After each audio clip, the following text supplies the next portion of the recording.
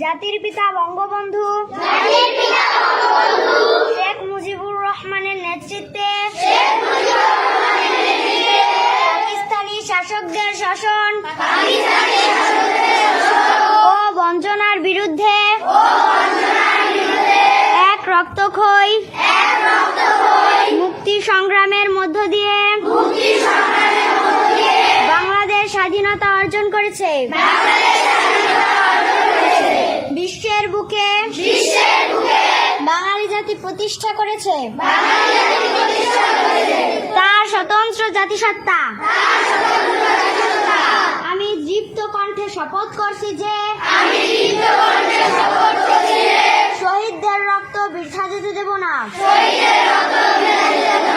দেশকে ভালোবাসবো, দেশের মানুষের সার্বিক কল্যাণে সর্বশক্তি নিয়োগ করব। জাতির পিতা বঙ্গবন্ধু শেখ মুজিবের আদর্শে উন্নত, সমৃদ্ধ ও অসাম্প্রদায়িক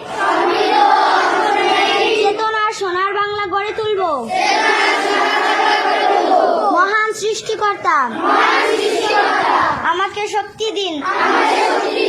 আমিন।